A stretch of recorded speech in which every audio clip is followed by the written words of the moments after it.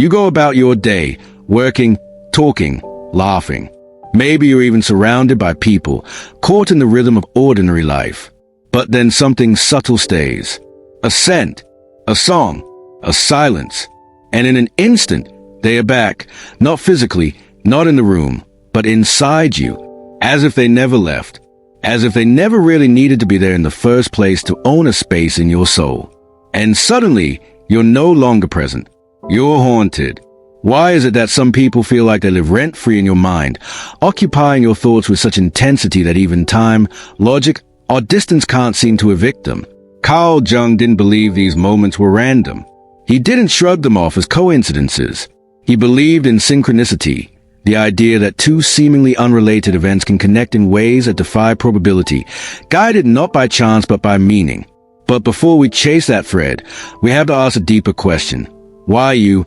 Why this person? Why now?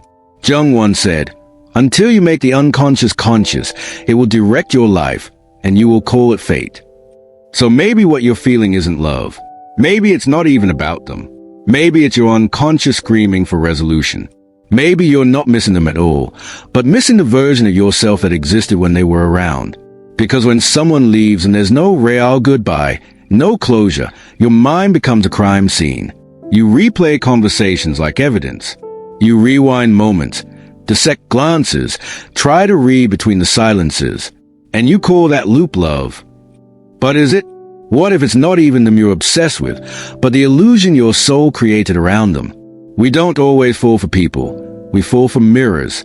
They show us parts of ourselves we didn't know we were missing. Confidence, innocence, desire, anger. They activate what has been dormant, and then, suddenly, they're gone. And what's left behind is not a person, but a question with no answer. Still, your mind asks the same thing over and over. Are they thinking of me too? The honest truth? Maybe. If the energy between you was real, if the connection was raw and vulnerable, then yes, your emotional fingerprint might still linger in their system too.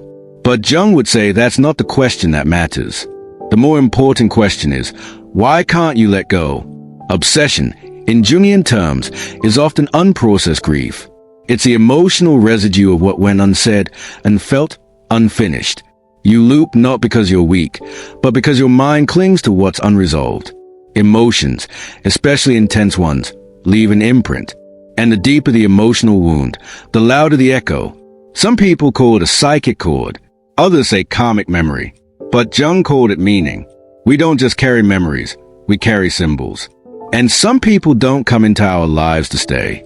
They come to wake us up, to activate something ancient inside us, something buried, sacred, or broken. So you ask, why them? But maybe the better question is, what part of me did they awaken that I'm still avoiding? Because when someone won't leave your mind, it's rarely because they're your destiny.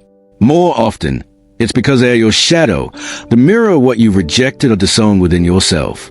And when the mirror disappears, we chase the reflection, thinking it's love. But it's not love, it's projection. And here's the most painful twist of all. Even if they are thinking about you, it doesn't mean they are meant for you. Two souls can collide. Two hearts can crack open. And still, it might not be right. Not because it wasn't real, but because it was meant to transform you, not to keep you. So instead of wondering if they miss you, ask yourself, what did this connection awaken in me that I now have to carry alone? Because you don't need their closure. You need your own. You don't need them to remember you. You need to remember yourself. Jung once wrote, "People will do anything, no matter how absurd, to avoid facing their own soul." But you're not just anyone. You felt the weight of unspoken truths. You carried the silence. You're still standing. And that means you're strong enough to do the one thing that changes everything. Let go. Let this be your turning point. Write it in the comments if you need to. I release the thoughts that no longer serve me. Or share the name your soul still whispers when it thinks no one's listening. But when you do, know that you're not doing it for them. You're doing it for you. If they change you, let that be enough. Honor the chapter, but don't stay stuck in it. Because your story is still unfolding. And this time, you're the author.